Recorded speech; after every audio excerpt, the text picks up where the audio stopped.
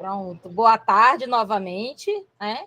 Nós estamos aqui no primeiro dia do nosso curso de formação do processo seletivo, da segunda etapa do processo seletivo para novos membros do C3PR.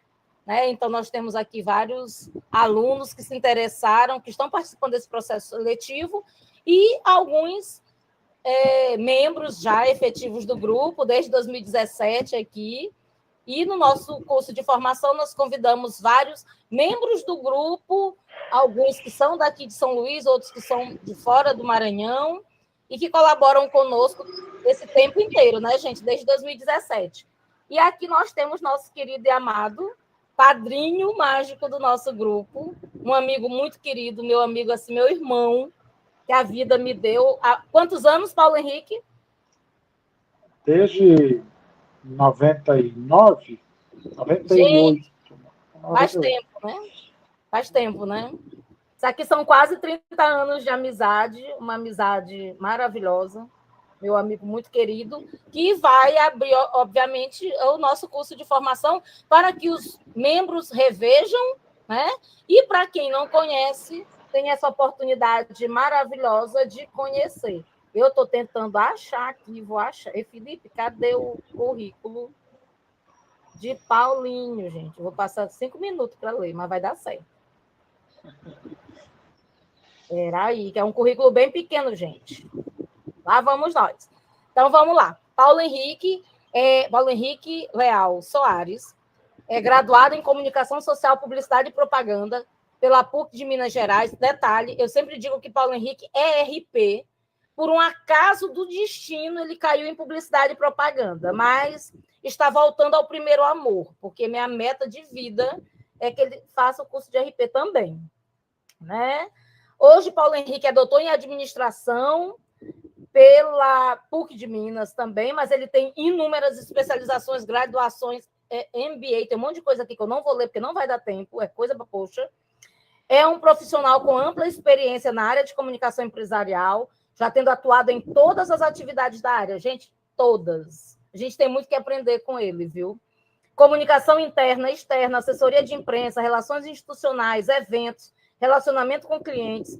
Trabalhou durante 21 anos na área de comunicação da Vale, onde ocupou a posição de diretor de comunicação e relações externas entre março de 2014 e novembro de 2016, mas isso foi já quase perto de ser, porque eu conheci Paulo Henrique como gerente regional aqui em São Luís do Maranhão. Foi quando Deus me deu esse presente maravilhoso de conhecê-lo. Né? Para quem não sabe, vou deixar registrado aqui, ele é um tigre asiático, ele nasceu no Japão. Eu tinha que contar isso, Paulo Henrique, que eu adoro dizer que tu nasceu no Japão. É membro do LíderCom da ABERJ, tá? Da Associação Brasileira de Comunicação Empresarial, e foi diretor do capítulo regional Rio de Janeiro da associação, é membro do IABC, Associação Internacional de Comunicadores Empresariais, é membro do Instituto de Reputação, é o Reputation Institute Brasil, possui o título de ABC Accredited in Business Communication, esse é que eu nem sabia, conferido pelo IABC, foi eleito profissional do ano, gente, quantas vezes? Espera aí. Foi eleito profissional do ano pela ABERJ em 2013 e 2015, está na lista dos 100 comunicadores mais influentes do mundo. Ai, gente, é meu amigo. Segundo o The Holmes Report, nos anos de 2015 e 2016, e em novembro de 2016 assumiu a diretoria de comunicação do IBRAM, com o desafio, o Instituto Brasileiro de Mineração, com o desafio de trabalhar a reputação do setor. Tá? Ele é professor de comunicação, é palestrante, já escreveu vários artigos sobre a área. Consegui terminar em tempo recorde, deu certo.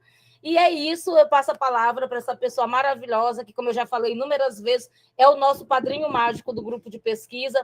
Nós estamos aqui hoje com tantas realizações, porque ele é tão amoroso, tão afetuoso com o nosso grupo, né? Ele tem um carinho tão grande com o grupo da gente, que ele, além de fazer parte, ainda faz um monte de gente ao redor do mundo conhecer nosso grupo e participar também. Passa a palavra para ti, meu amigo querido. Bom, primeiro, boa tarde. Muito obrigado, professora Luziane. Prazer atender o seu convite, estar aqui com o grupo e ver alguns de vocês.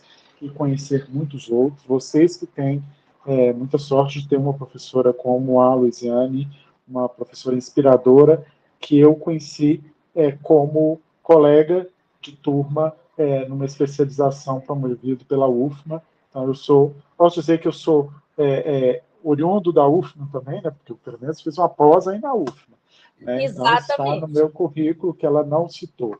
Né, morei em São Luís, trabalhei durante 3 anos aí no estado, mas já estive inúmeras vezes, fui muito feliz na ilha, muitos amigos, comecei a minha vida de casado, aí, quando eu casei, eu mudei para São Luís, então eu e a Fabiana temos um carinho muito grande, né, pela cidade, pelo povo maranhense e por tudo aquilo que a gente vivenciou, não só no tempo que a gente passou em São Luís, mas principalmente nesses mais de 30 anos de carreira que eu tenho, que eu tive a oportunidade de continuar voltando a São Luís e convivendo com esse povo que eu acho absolutamente maravilhoso. Então, muito obrigado. É sempre um prazer voltar à UFMA e sempre um prazer poder atender um convite da professora Luiziane. Falar que realmente eu formei em publicidade, desde o primeiro período eu sabia que estava no curso, digamos, errado, né, mas falei, vou terminar a publicidade, aí eu emendo em RP, acabou que eu não fiz isso, comecei a trabalhar no setor de mineração logo em seguida, mas todas as minhas pós, toda a minha especialização, todo o trabalho que eu acabei desenvolvendo, tanto acadêmico ou quanto profissional, tem muito ligado à atividade de relações públicas, muito ligado à comunicação integrada, aquilo que eu acredito, né, mas, sem dúvida alguma, das 3 habilitações, aquela que possibilita uma visão mais holística e mais integrada são as relações públicas mesmo. Então, sempre terei essa conexão com a atividade. Falando um pouco, né, do que me foi solicitado, um pouco dessa questão global e internacional, muito mudou. Eu acho que a gente vai entrar aqui no lugar comum de falar que as novas tecnologias, a internet, o celular, hoje a inteligência artificial transformou ou tem transformado a comunicação e tem transformado o mundo e tem transformado as relações. Né? E eu reforço essa questão da conexão, porque ela é a base em encurtar essas distâncias. Né? Eu não vou nem fazer relato que vocês já ouviram há muito tempo, né, que se eu precisasse achar um artigo, eu tinha que ir para a biblioteca, né, se eu precisasse achar um livro, eu teria que comprá-lo ou tirar xerox, né, seria impossível acessá-lo online.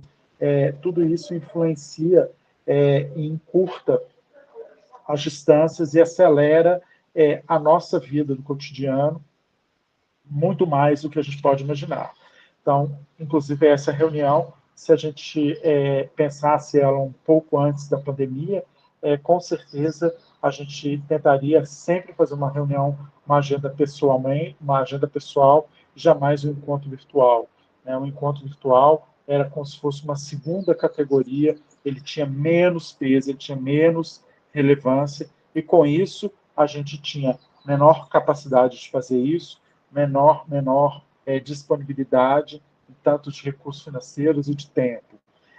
Então, a gente, com o surgimento das novas tecnologias que são anteriores à pandemia, mas com o efeito da pandemia, ou seja, que nos isolou e nos forçou a utilização de aparatos tecnológicos e sistemas de conexão, nós aceleramos a nossa vida, nós encurtamos, né, as distâncias e, com isso, nós tornamos o mundo muito menor do que ele é. Né? Seja contatos com o exterior, viagens ao exterior ou acesso a informações globais, elas estavam muito menos disponíveis do que hoje elas estão. Então, o nosso modo de vida ele foi afetado, foi impactado. Hoje eu não preciso sair de casa para comprar um CD e ouvir uma música, e muito menos eu preciso importar um CD ou uma fita cassete, que você nem sabe o que é isso, para ouvir uma música, por exemplo, da Holanda. Eu simplesmente entro num dos meus aplicativos, baixo aquela música, procuro aquela música. Se eu não acho nenhum, eu vou procurando, e que eu vou achar e vou ter acesso a essa música. Então, é isso que modificou ou tem modificado, né, o nosso modo de viver, e com isso a profissão de comunicação também é uma das grandes afetadas com isso. Né? Hoje, né, os memes, os vídeos, as postagens, elas rompem barreiras, países, e se tornam trends globais com uma rapidez que nós não conseguimos acompanhar. Vocês, obviamente, têm, pela faixa etária, né, tem uma conexão, uma facilidade que nós, aí eu vou te incluir, Luciane, não somos nativos digitais, né, nós aprendemos a mexer no digital, mas nós não somos nativos, né? Então é uma geração aí de quem está, né, com 25, 26, que podem se dizer que nasceram já numa era 100% digital, ou quando cresceram já tiveram acesso a tudo. E aí vocês ficam perguntando, e aí, o que a comunicação por que a comunicação é afetada? É porque em tudo, em todas essas facilidades, você começa a ter produção, a ter circulação, a ter e até mesmo recriar ou refazer os produtos de comunicação se tornam, inclusive, muito mais fáceis e muito mais acessíveis. Se eu te contar aqui, quando uma vez eu tive que produzir um vídeo que teria que ser veiculado no Japão, né, infelizmente a única forma de mandar era pegar e entregar a fita, né, para uma pessoa, e a pessoa embarcou para o Japão para que esse vídeo chegasse lá. Né? Isso não é mais, a gente nem pensa mais isso. Né? Então, o nosso processo de criação, o nosso processo de distribuição e produção de ações eram assim. Eu produzi uma vez um evento na China, que eu produzi tudo no Brasil. Né? Eu levei caixas e caixas de material, porque eu não tinha acesso a fornecedores na China, a barreira do idioma, não existia o Google Tradutor, então se eu tivesse que falar com alguém na China, eu tinha que achar alguém na China que falasse por mim, e como a gente não tinha, então o mais fácil era, produzo tudo aqui no Brasil, e quando eu for, eu despacho e levo todo.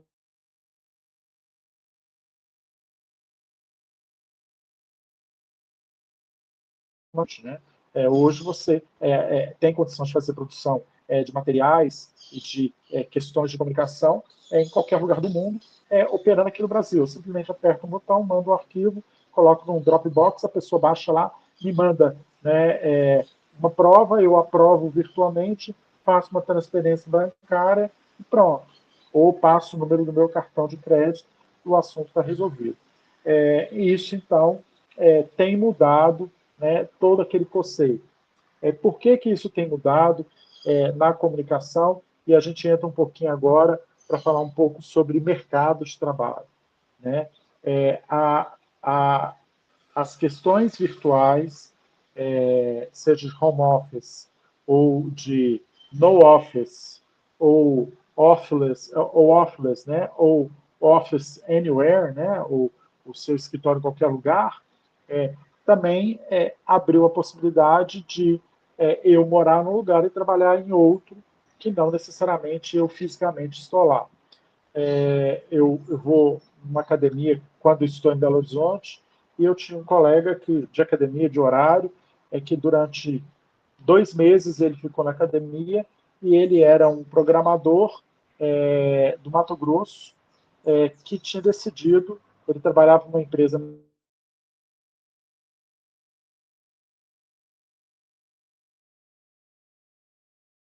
vendeu tudo, ele era casado, novo, ele vendeu casa, vendeu carro, empacotou tudo que ele tinha em 2 malas e decidiu que ele e a esposa morariam 3 meses em cada capital brasileira. Então, ele passou 3 meses em Belo Horizonte, de lá ele estava indo para Florianópolis, aí depois ele iria para uma cidade do Nordeste, e ele estava assim, né? Ele não tinha carro, não tinha nenhum bem físico, não tinha casa na cidade dele, e trabalhava virtualmente numa empresa nos Estados Unidos.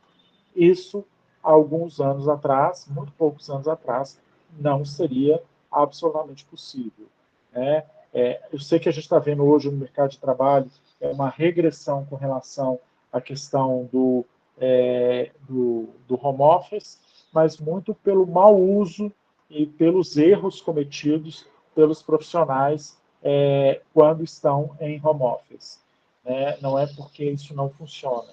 Ele funciona para algumas pessoas que realmente têm a capacidade de continuar trabalhando, mesmo que não estejam produzindo, mesmo que não estejam no escritório. Da mesma forma que eu posso afirmar que a pessoa estar no escritório não significa que ela está produzindo, ainda mais depois da existência dos computadores. Basta você ligar a tela, você fica digitando ali, você pode estar entrando em sites, você pode entrar em qualquer coisa, pode estar vendo vídeo, pode estar vendo YouTube, e a pessoa acha que você está trabalhando porque você está na frente de uma tela, mas não necessariamente você está. Enfim, então, toda essa mudança que ocorreu nos últimos anos no formato de trabalho e nas relações de trabalho também impactam a comunicação. Né? E por que a importância de se aprender cada vez mais além daquilo que eu conheço, a comunicação além do meu estado, da minha cidade ou do meu país? Porque comunicação tem uma variável que se chama cultura.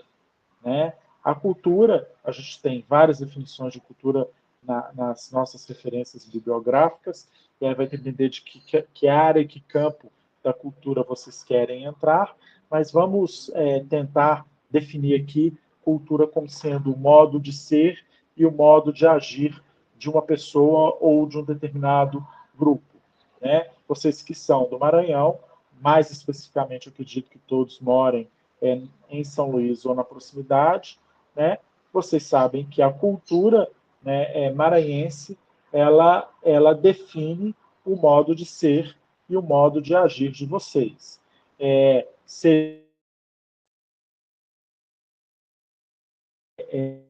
A disponibilidade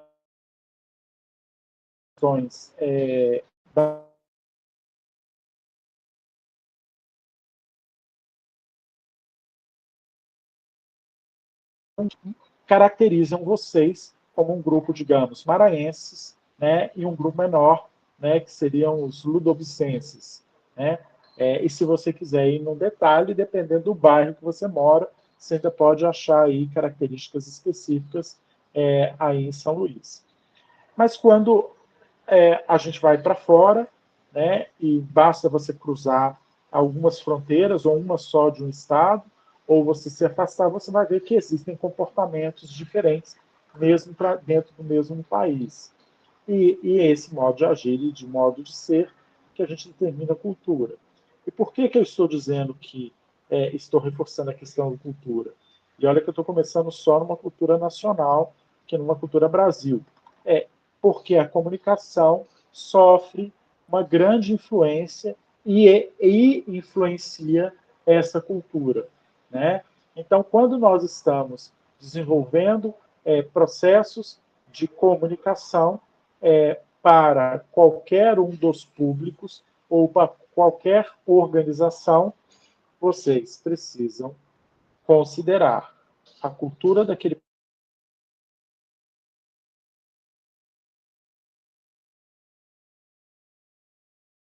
Então, a cultura de uma mesma empresa.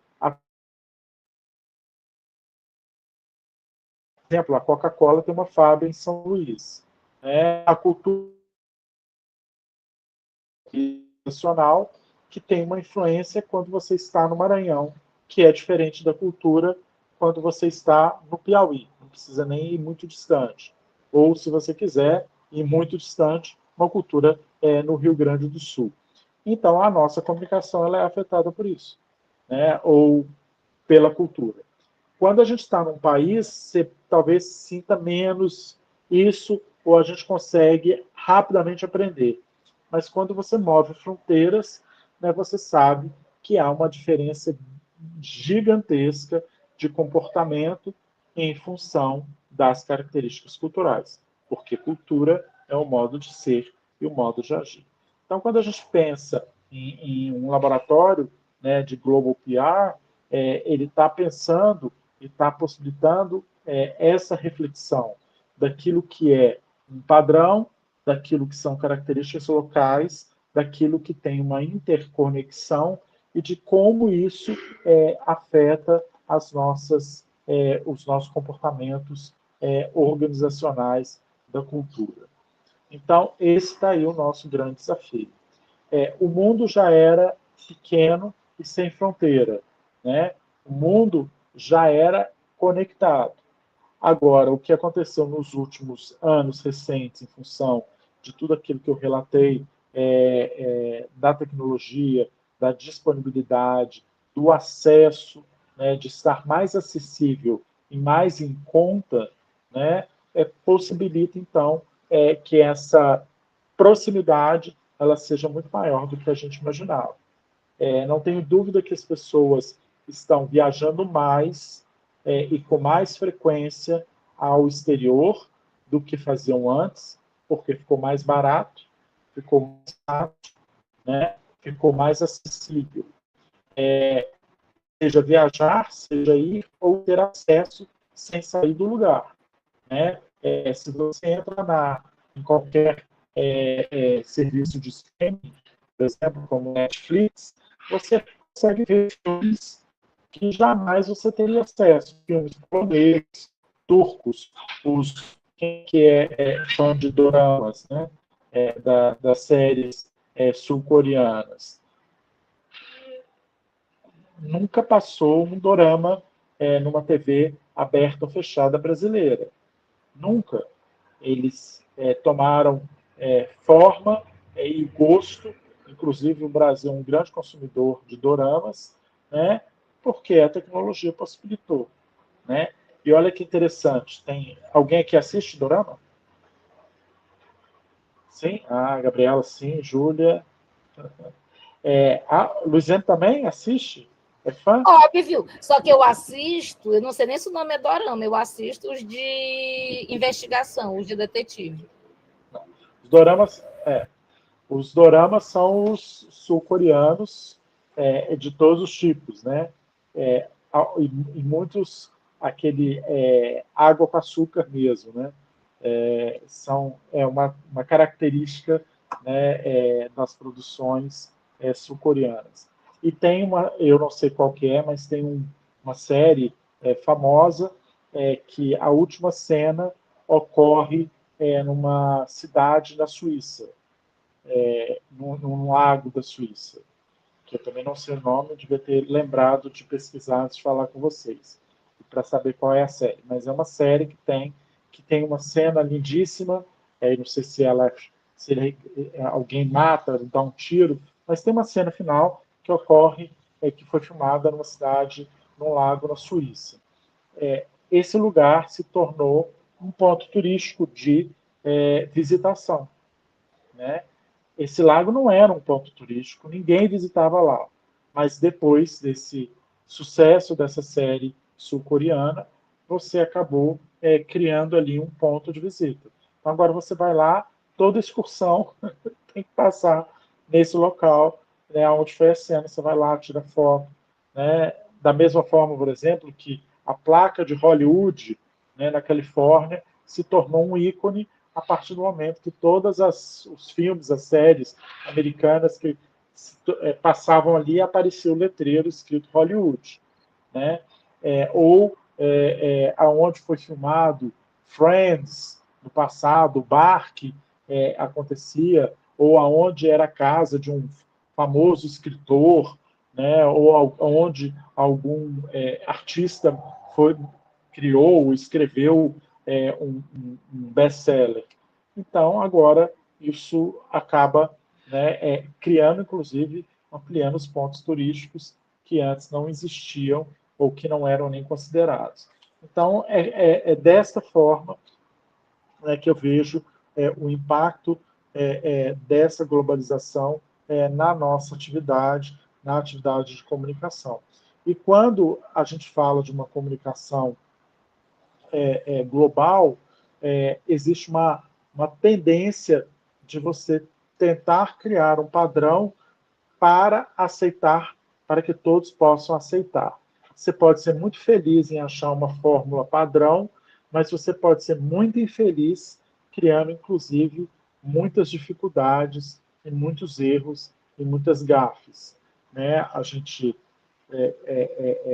tem milhares de relatos de erros cometidos por marcas quando você não considera as culturas locais. Então, ao mesmo tempo que nós estamos super globalizados, a gente também está super conectado nas diferenças.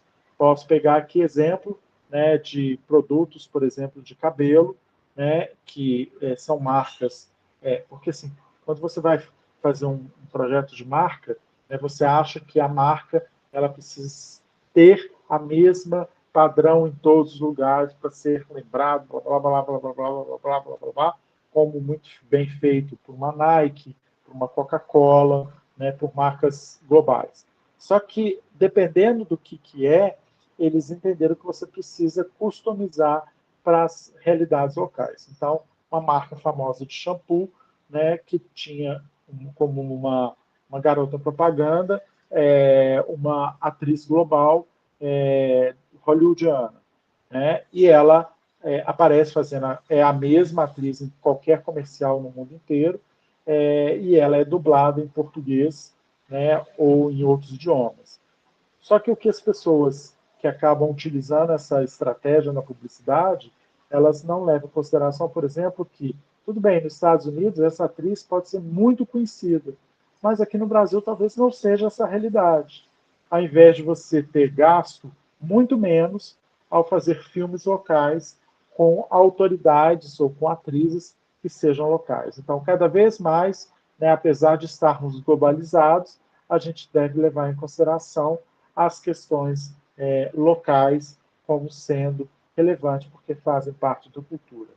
Eu lembro, por exemplo, de ensinamentos que eu tive quando morei no Maranhão, e quando pensava numa campanha, por exemplo, global para o Brasil, né, de não cometer esses tipos de erro, porque a gente sempre escutava as pessoas que são locais. E aí eu vou dar dois exemplos que aconteceu aí no Maranhão, né, quando, para representar, por exemplo, o carnaval, foram usadas figuras do Fofão. Né? Eu não conhecia, eu não sabia que era uma manifestação cultural. Né? Mas eu, ao receber uma proposta, eu entendi, perguntei, mas o que é isso? Não, isso aqui é uma coisa, algo local que existe no carnaval daqui do Maranhão, ok, faz sentido, porque fora daí eu não conhecia. Né? Da mesma forma, expressões e apelidos, né, que você dá para algumas questões, quando você vai fazer algo que seja com um sotaque muito mais local. Quando você chama, né, a cidade de Imperatriz, né, quando você se refere a São Luís como Ilha do Amor, né, eu sou da ilha, né, então isso significa que você é de São Luís, né, ou quando eu tentei uma vez fazer uma campanha interna, né, um trabalho de comunicação com os empregados, e a gente quis colocar que quando aquele ambiente era livre de tabaco, né, significando que não se podia fumar naquele ambiente, que antes da lei que você não pode fumar em local fechado.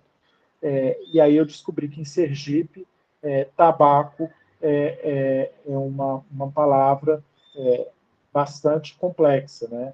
Ela é a forma uma referência que é feita aos órgãos íntimos femininos.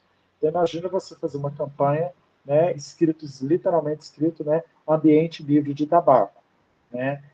E obviamente a gente não fez, a gente refez tudo, né, e usou uma expressão que fosse neutra. Mas você só faz isso se você escuta, se você ouve as pessoas locais, que elas possam te ajudar nessa interpretação.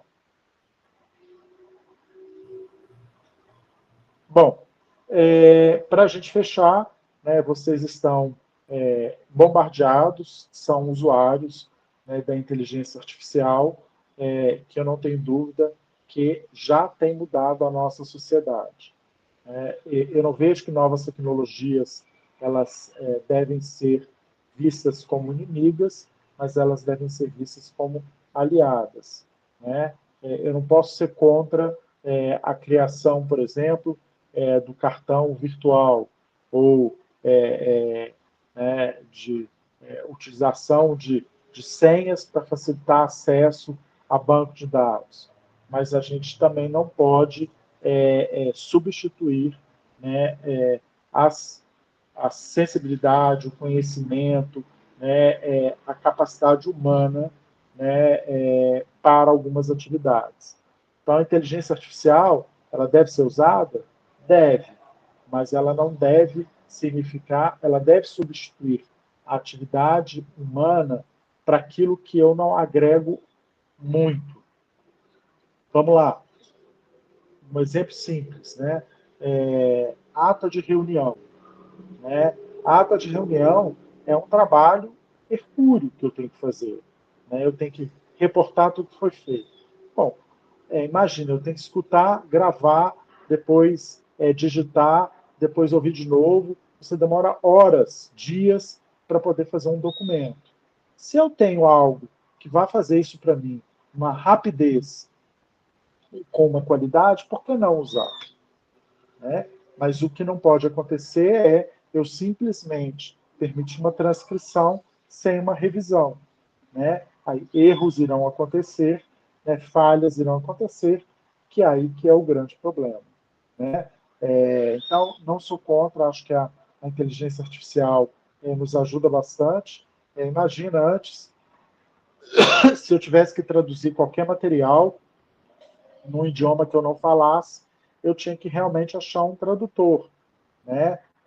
Hoje existem ferramentas que fazem uma tradução numa qualidade bastante aceitável. Né? Então, eu não posso usar a tradução? Pode, né? Mas é sempre bom, até que ela esteja 100% funcionando, né? Que eu faça testes e que eu faça revisões antes de usá-la simplesmente na forma como ela me é apresentada. Não sou a favor que a inteligência artificial, ou eu pergunte tudo para ela, né? Como fazer o plano de comunicação para uma organização dos dados? Né? E aí, para mim, aquilo é a verdade. Né? Agora, eu posso perguntar, eu posso pedir indicações, eu posso pedir para ela me mostrar caminhos, mas isso ela vai fazer com segundos, né? Coisa que eu demoraria dias. A partir disso, eu elaboro, ou reelaboro, ou repenso e reprogramo aquilo que eu poderia fazer. Então, é um assunto muito recente que a gente também tem que tratar dentro da comunicação ou dentro da nossa vida em sociedade. É isso, professora. Obrigadinha, querido Paulo Henrique. Obrigada, obrigada. E tu começaste a falar, eu já fui me lembrando de um monte de coisa. E aí eu me lembrei que uma vez, eu não lembro o que a gente estava conversando, e tu me falaste que me corrige completamente se eu estiver toda equivocada. Que foi na Rússia que alguma coisa eles mudaram, que a base virou de melancia, porque lá melancia era uma fruta que eles gostavam muito. Foi uma bebida que lá. Aí tu me falaste porque tu estavas na Rússia, e eu lembro que até tu me falaste de uma amiga de RP que tu ia colocar em contato com a gente para ver se ela podia, que ela até falava um pouquinho de português, para ela participar do nosso congresso, né?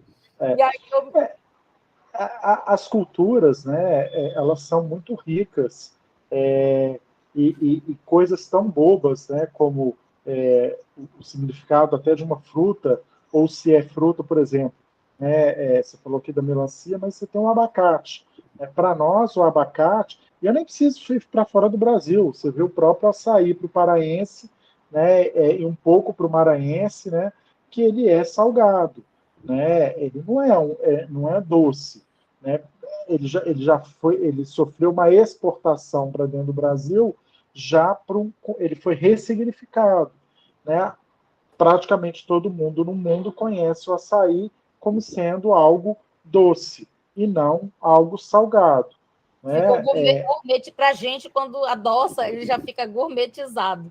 Quando É, falta um monte de coisinhas. aí, da mesma forma, por exemplo, né, que o abacate para o mexicano é salgado, né? Então você coloca na salada e você faz o guacamole que você coloca sal. Você não coloca doce. E aí, se você fala isso para o mexicano, ele quase morre, né? É como se fosse um crime que você está cometendo. Né? Isso ocorre, vou pegar aqui para o mineiro, né? O que transforma um pão de queijo fora de Minas, mas isso é absolutamente compreensível e que, primeiro, é um processo de transformação, né? Os alimentos são transformados, os hábitos são transformados, né? Você vai aprendendo, né? E vai experimentando e cai no gosto.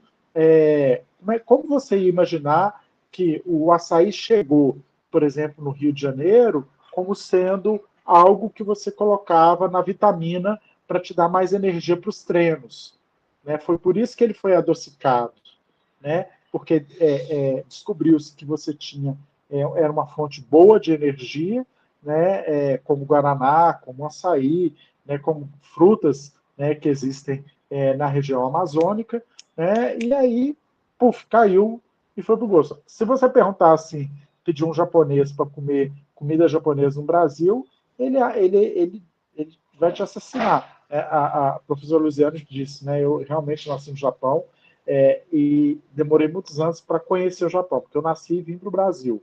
E voltei ao Japão o ano passado, ano retrasado, que eu fui com a minha família, né? Eu já sabia, e olha que eu nem sou fã de comida japonesa, mas a minha filha mais nova e ela achou que, opa, estou indo para o Japão, eu vou comer, né, sushi, sashimi o dia inteiro. Só que sushi e sashimi não é uma comida do dia a dia do Japão, né? A base deles é outra, né? O sushi, eu vou fazer uma comparação aqui, né? O japonês come sushi e sashimi em determinados locais, em determinadas ocasiões, esporadicamente. É como, por exemplo, o brasileiro come feijoada. Você não vai comer feijoada todo dia. Primeiro, você não aguenta, né? É uma comida extremamente pesada, né? Você come em ocasiões especiais, né? Então é isso que tem no Japão. Mas a gente gourmetizou a comida japonesa e a gente acha que tudo é sushi sashimi. Não é. Né? Tem muito macarrão, tem muita massa, né? Tem muita sopa, né? Que nós não chegou no nosso paladar ainda, digamos assim, do brasileiro ou como o resto do mundo. Né? Então, isso. Né? As experiências elas vão sendo realmente transformadas e vão sendo adaptadas a uma realidade diferente. Por exemplo, num livro que eu escrevi com a Rosália Del Gaudio sobre comunicação interna, a gente pega o depoimento de profissionais no mundo inteiro, né, Luciana? E está fechado o microfone. Estou procurando os meus, o meu em português e o meu em inglês. Tem o espanhol que eu vou te dar, então, que a gente já tem 3 idiomas. E aí quando você pega, aí eu fui pedir depoimento de 3 profissionais chineses, né? Eles viraram e falaram assim, tá bom, eu mando, mas você não pode citar quem eu sou. Aí eu falei, mas o depoimento é seu? Não, mas é cultural. Né? O medo da exposição é grande, então o depoimento das 3 chineses é assim: senhora Silva, tá lá, senhora por exemplo, Costa, profissional de comunicação de uma grande empresa. Então, você nunca vai saber quem é. Ela escreve, ela põe a opinião dela, mas ela não assina. É impossível você conceber isso no Brasil, porque a questão do direito autoral, do direito à escrita, isso vai vir o nome da Luziana, do professor Luziana, etc., etc., e pronto. Né? Isso, sem dúvida alguma, faz toda a diferença culturalmente. Então, é importante, né, que a gente coloque. Né? Estou olhando aqui no chat, né? Obrigado, Felipe. Aí o Thaleson colocou, né? Recentemente fizemos um trabalho analisando algumas estratégias de comunicação da Coca-Cola e analisando o design da lata de Coca como estratégia de comunicação, como ela se adapta em determinadas regiões do Brasil, como nomes e apelidos que são mais comuns. Isso mesmo. As cores alternadas em algumas regiões, como o Festival de Parintins no Amazonas. É um ótimo case de adaptação, né, de entendimento que você não pode, né, ela lá tem que ser vermelha e azul. Né? Em nenhum lugar do mundo a Coca-Cola usa, mas ali faz sentido. Né? Eu fui estagiário da Coca-Cola e sei como isso é importante para eles. Mas a Coca-Cola, apesar de ter adaptações regionais, ela mantém uma essência global. Esse que é o grande desafio de uma marca. Esse que é o grande desafio das empresas. Você ser global, porém com um ar local. Né? Para que você não... Ninguém que toma Coca-Cola fala assim, a Coca-Cola eu estou tomando uma bebida americana. Não, porque ela já entrou, né, na cultura daquela localidade. Esse é o grande desafio de marcas. Ou, por exemplo, quando você não faz adaptação dos nomes. Né? Os nomes, eles precisam muitas vezes ser adaptados, mas algumas marcas acham que eu não posso mudar de nome. Porque, mas tem nomes que eu não consigo falar. Né? Ou, por exemplo, posso dar o exemplo aqui de um que a gente fala, mas que não é nem perto do que ela é. Né? Uma marca de gasolina, de posto de gasolina, Texaco. Né? Texaco. Texaco. Né? Nos Estados Unidos é Texaco. Né? Mas a gente não fala Texaco, a gente fala Texaco. E isso é você permitir uma adaptação local. Por outro lado, você tem uma marca super global, né, que é a Nike, que se eu fosse ler em português, ela não seria Nike, ela seria Nike. Né? Mas, como ela é de fácil pronúncia, rapidamente a gente é ensinado, mesmo antes de aprender a ler e a escrever, que Nike não é Nike, é Nike. Né, porque é uma marca em inglês. Ou vocês viram o que aconteceu, por exemplo, com o McDonald's, né, que começou a escrever Mac, né, como cada um chamava em cada país. Né? E o McDonald's ele surge, e tem um filme belíssimo sobre a história do McDonald's, como é que foi, num processo, né, de Fordismo, né, dos fast foods. Né? Eles viram o quanto de tempo eles perdiam, né, fazendo adaptações dos pedidos, e se você padronizasse os pedidos, você não tinha esse problema. Então, você ia num restaurante e falava assim, eu quero um hambúrguer, eu quero um x-tudo, mas você troca, tira o pepino e coloca alface, o tomate eu não quero, e você coloca 2 sem cebola. Aí você vai à loucura, né? Porque é como se fosse um prato individual que você tem que produzir para cada um. Né? Aí, a partir do momento que ele cria o cardápio Big Mac, ou a batata, ou o Sunday, ele padronizou no mundo inteiro. E durante muitos anos, a comunicação do McDonald's ela foi padronizada, inclusive sem possibilidade de adaptação. Aí o McDonald's foi aprendendo, e disse, olha só, se eu fizer na Índia, né, que ninguém come carne, principalmente carne de vaca, não pode ter hambúrguer. Mas aí eu posso, então, fazer o quê? Fazer adaptações. Então, o McDonald's permitiu esse tipo de adaptação com grande sucesso. Aí falei de Índia, por exemplo, tem um caso interessantíssimo da IKEA, que é uma marca sueca, seria como uma concorrente da marca francesa da Leroy Merlin, que faz. Você vai lá e compra as coisas e monta em casa, ou leva para casa, uma Tok Stock da vida, né? Seria uma marca de compra de móveis e utensílios domésticos com uma qualidade e um custo acessível. Quando a loja decidiu entrar na Índia, ela teve um problemaço. Por quê? Porque os móveis eram todos feitos com madeira até no chão. Ele não tinha um pé.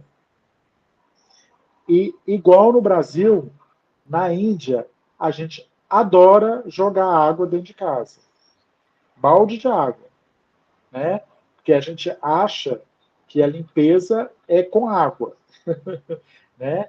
Então, quando você tem um móvel de madeira encostado no chão e você molha, a madeira apodrece ou ela incha toda. Então, eles tiveram que refazer toda a programação de produtos da IKEA para adaptar o mercado indiano. Né? A Júlia até colocou no chat também. Peraí que eu apaguei, eu fechei o chat aqui. Falando, né, do Guaraná Jesus aqui, que na época do São João também ele faz adaptações, né? E isso realmente é a necessidade da gente. Pode falar, Júlia. Tu já pediu a fala aí. Desculpa, não era para lhe interromper. Eu levantei a mão para falar. É porque a gente estava fazendo um trabalho também a respeito sobre isso, porque eu acho que em algum momento a gente, RP, vai acabar fazendo algum trabalho sobre a Coca-Cola, que também foi o nosso caso, né? E aí a gente foi especificando mais sobre o Guaraná Jesus. E quando chega na época do São João, é muito interessante que eles contratam artistas autorais e na latinha tem traços da cultura maranhense, da cultura popular, que são os casumbás, que são o Meu Boi, Catirina.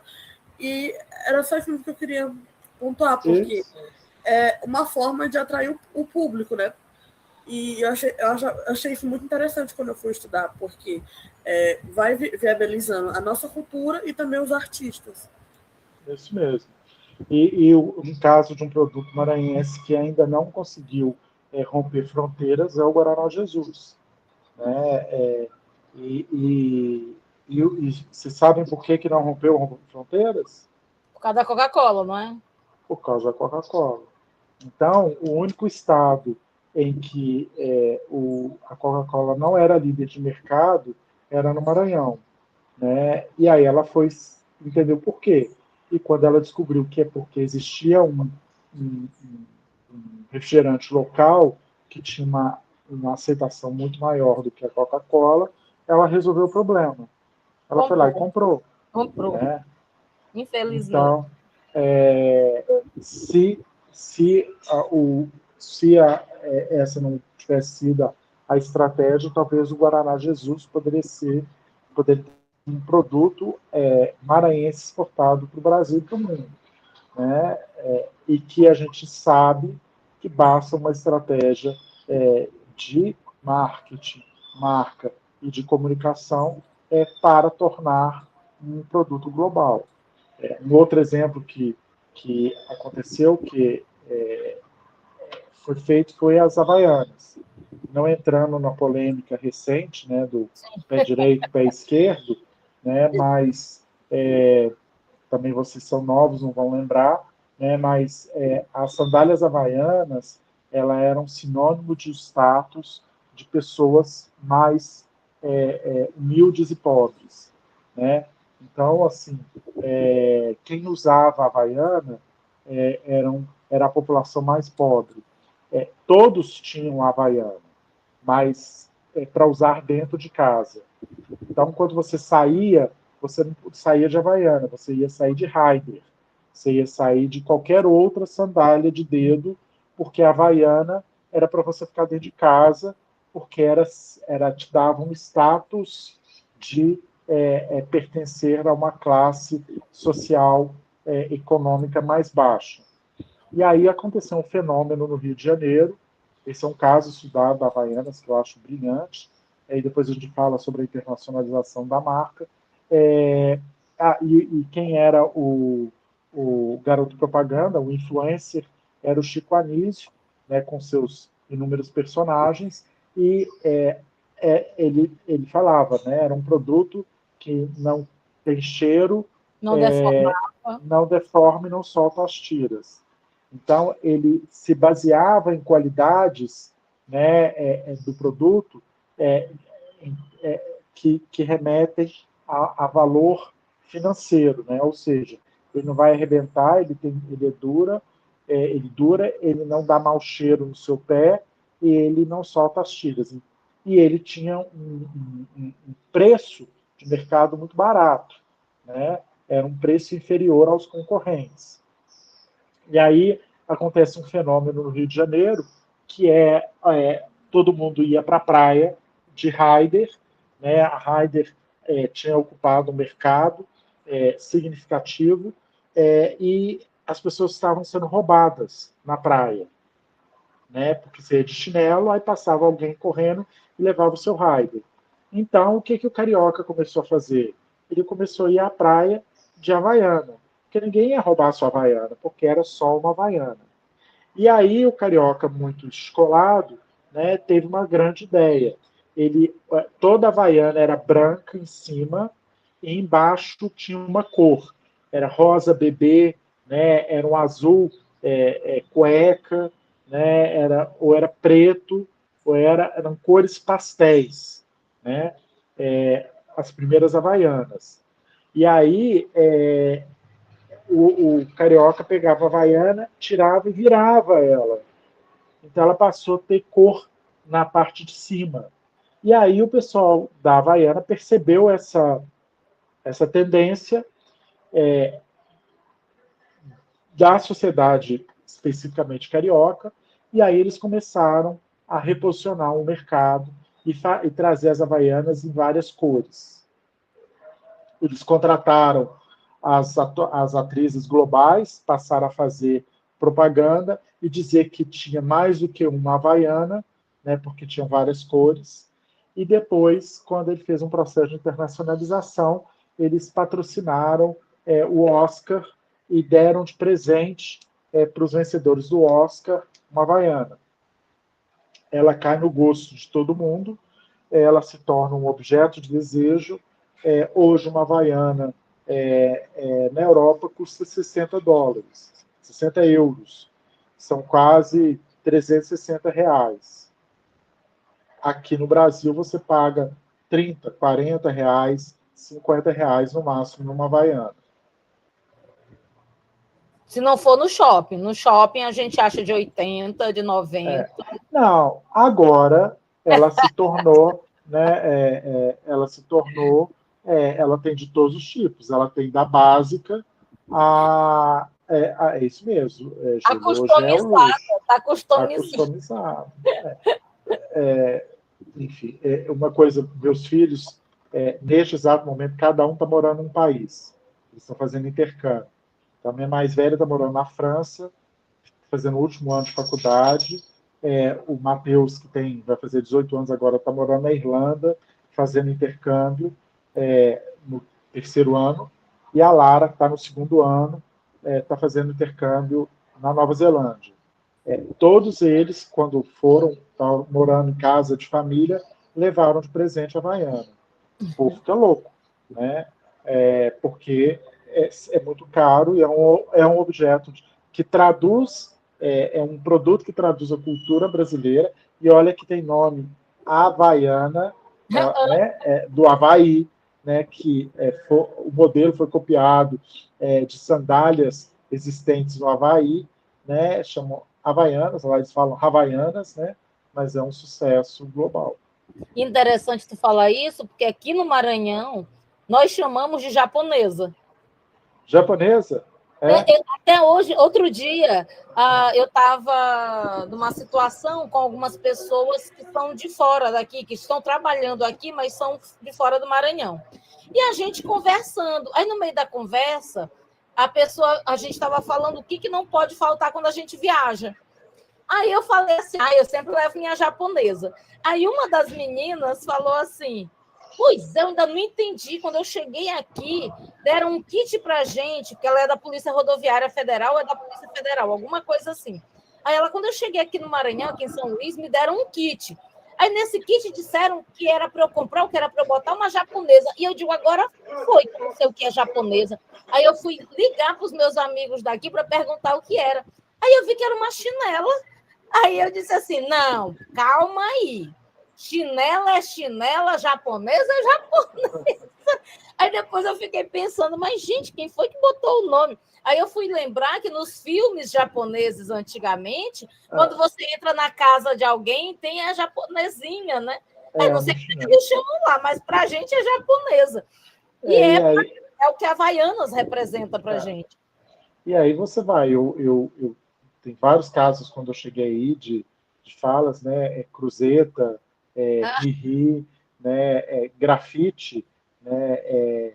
Bombom, bala, né? Aí você vai aprendendo, gominha, né? Que é liga para você, e você vai aprendendo aí todo o vocabulário. É muito interessante essas questões. Eu falo muito para os alunos, Paulo, que dessa comunicação que ela exige de nós conteúdo. É como tu falaste da leitura, né? Do ouvir o país, de ouvir a empresa, né? Se nós não temos conteúdo, a nossa técnica ela fica totalmente falha, porque ela se torna inadequada. Não né? tem dúvida disso. Nós não podemos não ter conteúdo. Então, a pessoa... Eu sempre lembro desse caso, que quando eu era aluna já me falavam, né? De você vai para uma empresa ser entrevistado para uma vaga de trabalho e chega lá, o entrevistador vira para ti e diz assim, o que foi que você mais gostou hoje no site da empresa? E a pessoa já cai ali nessa primeira pergunta porque ela não viu o site da empresa, ela nunca olhou o site da empresa. Ela quer trabalhar na área de comunicação da empresa, mas ela não conhece a empresa, ela não conhece os instrumentos de comunicação que a empresa utiliza, ou seja, ela não tem nenhum dos requisitos básicos de curiosidade a respeito da empresa. Né? E esse é o nosso papel. Né? Esse é o nosso papel, né? Nós precisamos ter conteúdo, entender o contexto, para que a gente possa fazer o nosso trabalho. Porque senão é simplesmente produzir material, um card, uma festa, um evento, né, uma campanha ou uma assessoria de imprensa. Se você não conhece o contexto, a realidade, né, a realidade dos empregados, a realidade institucional, você não faz comunicação. Eu sempre falo para os meus alunos nas disciplinas de um caso quando eu comecei na UFMA, né, na Universidade Federal como professora, eu acho que eu ainda era substituta. E aí uma aluna me procurou para ser, não sei se tu lembras bem aqui da área da Raposa, né, que eles têm, é uma área de pescadores, né, para quem não conhece, uma área de pescadores, e maravilhosa, enfim, e que eles têm muitas rendas, trabalham com rendas lindíssimas, né? Um trabalho de primeira qualidade com rendas. E aí uma aluna me procurou, que ela queria fazer um TCC, queria que eu a orientasse, mas aí eu disse, qual é o seu trabalho? Eu quero fazer um trabalho com os pescadores na Associação de Pescadores da Raposa. Que legal, e o que você pretende fazer? Eu gosto muito de jornal mural, eu quero fazer um jornal mural. Aí eu falei, sério? Mas por que você quer fazer um jornal mural? Ela, não, porque eu gosto de jornal mural. Aí eu, tá, você gosta de jornal mural, mas você vai fazer esse jornal mural com que finalidade para a Associação de Pescadores da Raposa? Você já foi lá? Ela já foi algumas vezes à Raposa. Não, você já foi alguma vez à Associação de Pescadores da Raposa? Aí, à medida que a pergunta foi avançando, não vinha uma resposta de qual seria a utilidade do jornal mural para a Associação de Pescadores. Ela não sabia quantas vezes eles iam com frequência, qual a frequência deles à associação, entrando na associação, se tinha espaço na associação para o Jornal Mural, qual a formação, ou se eles tinham interesse, ou se teriam aptidão, se teriam vontade. Enfim, o Jornal Mural é porque ela gostava muito de Jornal Mural, achava um instrumento muito interessante. Eu digo, minha irmã procurou outro orientador, porque ela não queria me ouvir, eu querendo que ela fizesse uma pesquisa para saber se havia viabilidade de colocar um Jornal Mural na Associação de Pescadores.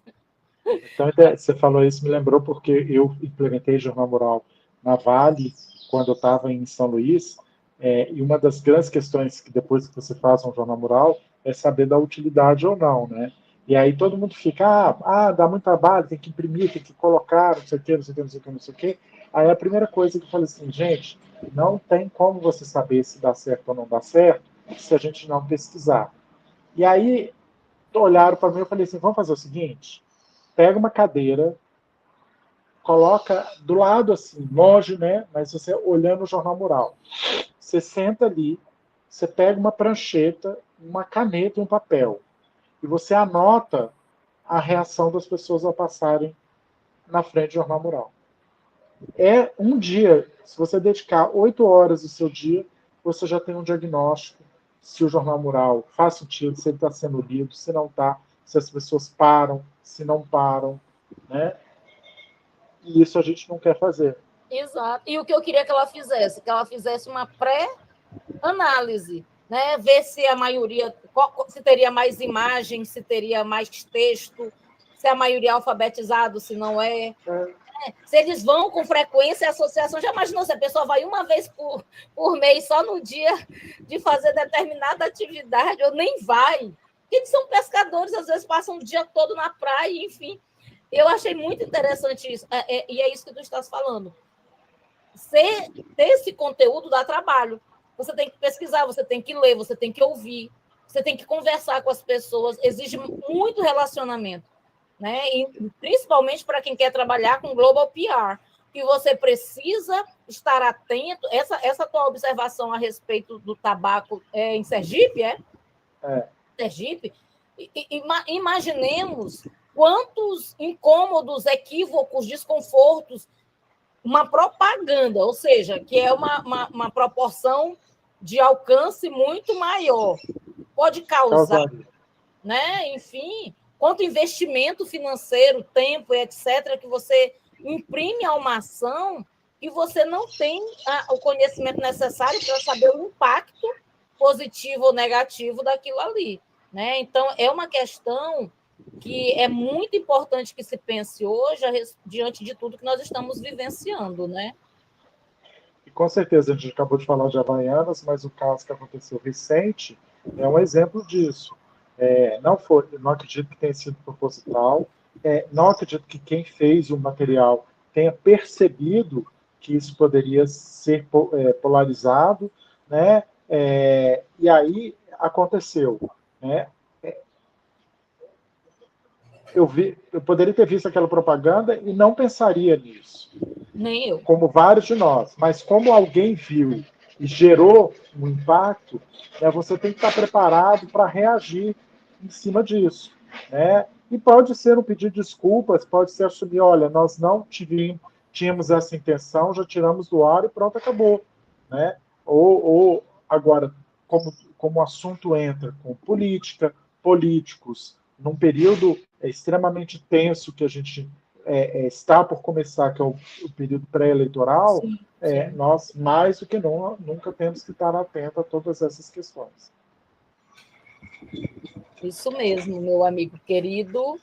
Mais alguém quer falar alguma coisa? Meninos, eles estão meio tímidos. Nada, já comentaram no chat, já está valendo.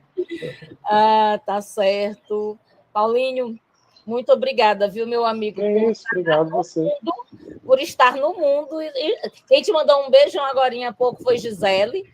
Por estar abrindo o curso de formação, Gisele vai encerrar o curso de formação. Então, vocês estão em ótimas mãos. Gisele é fantástica. Vai fazer o encerramento do curso de formação. E é isso, Paulo. Muito obrigada, meu amigo. Obrigado vocês, pessoal. Foi um prazer. Conosco aqui, viu? Porque a professora tem todos os meus contatos, pode compartilhar se alguém precisar de alguma coisa. Fiquem à vontade. Sei disso, sabemos disso, que podemos sempre contar contigo. E muito obrigada mesmo, sempre. E depois eu vou te contar as outras coisinhas que nós vamos fazer. Teremos o evento no final do ano, viu, Paulinho? Já vamos começar a correr com nós. E talvez o teu sonho se realize, talvez seja híbrido. Que bom. Já vai começar, já não é 100% presencial, mas já pode ser híbrido. Tá certo? E é isso. Tá, bom trabalho para ti aí. Obrigado. Um abraço. Desculpa pelo atraso, pessoal. Um abraço para vocês. Sempre em tempo. Maravilhoso. Tá, obrigada. Tchau, tchau. Até logo. Nada, tchau, obrigada tchau. a todos. Tchau, pessoal. Estamos encerrando aqui nossa transmissão.